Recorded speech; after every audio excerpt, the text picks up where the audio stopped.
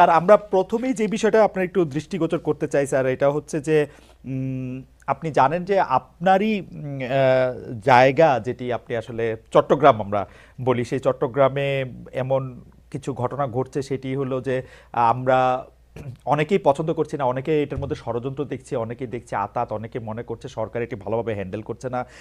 এই আমরা যদি একদম নাম ধরে বলি যে শেখ হাসিনার আমলে সংখ্যালঘু নিপীড়নের বিচার করাটা ছিল হচ্ছে সম্মিলিত সনাতনী জাগরণ জোটের ব্যানারে যে ৮ দফা, তার প্রধান দাবি ৮ দফা নিয়ে দেশের তারা একের পর এক সমাবেশ করছিল। এমন এক অবস্থায় তাদের মুখপাত্রকে গ্রেপ্তার, জামিন নামঞ্জুর, তার জের ধরে একজন আইনজীবীকে হত্যা, এরপর সাম্প্রদায়িক সম্প্রীতি বজায় রাখার জন্য বর্তমান পরিস্থিতিটা, পুরো বিষয়টা অন্তর্বর্তীকালীন সরকার কি আসলে ঠিক ভূমিকা রয়েছে কিনা, নাকি তারা রাজনৈতিক সরকারগুলির মতোই ভুল পদক্ষেপ নিচ্ছে?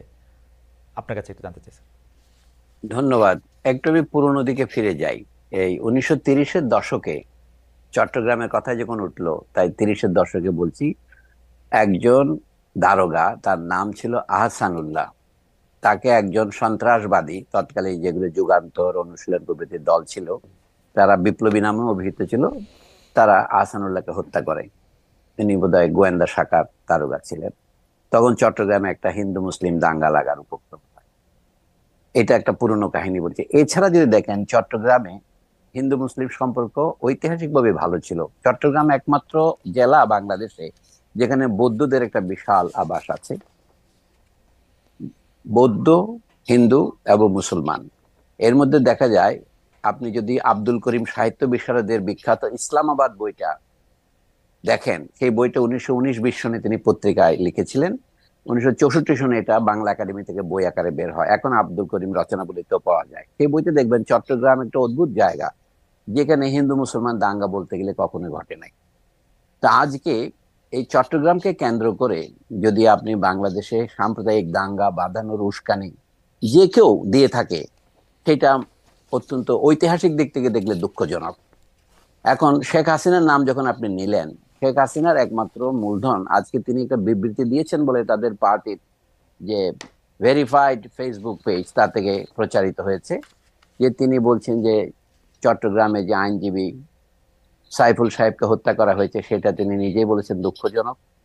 এবং এইটাকে কেন্দ্র করে যে সমস্যা দেখা দিয়েছে, সেটারও তিনি নিন্দা জানিয়েছেন। এবং তিনি এই সনাতনী জাগরণ মঞ্চের নেতার মুক্তি দাবি করেছেন। এটা একটু হাস্যকর মনে হয় এই জন্যে যে মূল সমস্যাটা যদি আমরা দেখি, যে সংখ্যালঘু নির্যাতনের কাহিনী যদি আপনি আদ্যোপান্ত দেখেন, বাংলাদেশে শেখ হাসিনার আমলেও সেটা কোনোদিন কমেনি। সুতরাং এখন তিনি ক্ষমতাচ্যুত হয়ে, ক্ষমতা হারিয়ে পালিয়ে যাওয়ার পর আবার ক্ষমতায় ফিরে আসার পথে একটা গুটি স্বরূপ এই সংখ্যালঘুর অধিকারের প্রশ্নটা তুলছেন। তিনি একা তুললে তো একটা কথা ছিল, বলবো এটা পতিত স্বৈরাচারের স্বদেশ প্রত্যাবর্তনের একটা অজুহাত মাত্র। কিন্তু দুঃখজনক বিষয় হচ্ছে, আমাদের পুরা দক্ষিণ এশিয়া উপমহাদেশে এই একটা দেশের ভিতরের পরিস্থিতি আরেকটা দেশে প্রভাব বিস্তার করে। এখন পশ্চিমবঙ্গের মুখ্যমন্ত্রী মমতা বন্দ্যোপাধ্যায় সহ, অভিষেক বন্দ্যোপাধ্যায় সহ, তারা একদিকে বলছে আমরা পাশের দেশের অভ্যন্তরীণ ব্যাপারে কথা বলবো না, তবে এ ব্যাপারে আমরা কেন্দ্রীয় সরকারের নীতির সাথে একমত। এইখানে দেখা যাচ্ছে বিষয়টা বাংলাদেশের সীমা পার হয়ে পাশের দেশে চলে গিয়েছে, এবং এটা তাদের লক্ষ্য হচ্ছে এটাকে আন্তর্জাতিক রূপ দেওয়া। ধরুন, আইনজীবী সাইফুল সাহেবকে যেভাবে হত্যা করা হয়েছে, তা একেবারে একটা উদ্দেশ্য প্রণোদিত হত্যা বলে মনে হয়। তার লক্ষ্য ছিল যে এইটাকে কেন্দ্র করে চট্টগ্রাম থেকে যদি আগুন শুরু হয়, সেটা বাংলাদেশে ছড়িয়ে পড়তে আর বেশি দিন লাগবে না।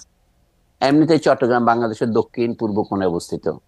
তো সেই দাঙ্গা তারা সৃষ্টি করতে চেয়েছিলেন, সেটা হয়তো অসীম রাজনৈতিক ধৈর্যের কারণে বাংলাদেশের জনগণ সেটা আপাতত সফল হতে দেয়নি। কিন্তু ভবিষ্যতে একই প্রক্রিয়া যে শুরু হবে না তা বলা যায় না। এখন অনেক প্রশ্ন আছে। এই সনাতনী জাগরণ মঞ্চটা কি? সেটার মধ্যে যে নেতৃত্ব দিচ্ছেন যে ইসকন, সেটা কি?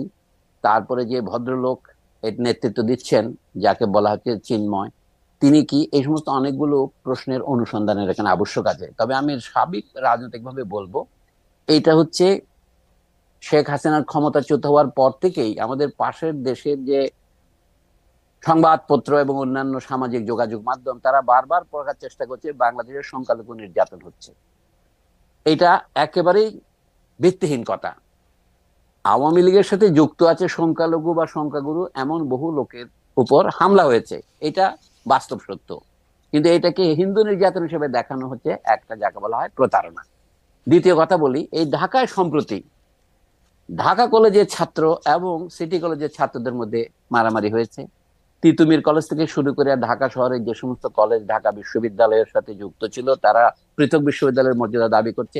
সেই যে হামলাগুলো হয়েছে, যেগুলিকে দমনের জন্য এমনকি সেনাবাহিনী নামাতে হয়েছে, সেগুলো আমাদের পাশের দেশের সংবাদ মাধ্যমে কিভাবে রিপোর্ট করা হয়েছে, বলা হয়েছে এগুলো হিন্দু মুসলিম সংঘর্ষ। এই যে সাম্প্রদায়িক উস্কানির ইতিহাস, এটা পুরনো নয়। তো বর্তমানে শেখ হাসিনা যদি ক্ষমতায় ফিরে আসবার জন্য সাম্প্রদায়িক উস্কানিকেই মাধ্যম হিসেবে ব্যবহার করেন, এটা যে তার আমলের যে ব্যাপক হত্যা সংঘটিত হয়েছে, যেটাকে লোকে গণহত্যা বলছে, সেইটাকে কি তিনি জায়েজ করার জন্য এটা বলছেন? এটা তো বিস্ময়কর ব্যাপার।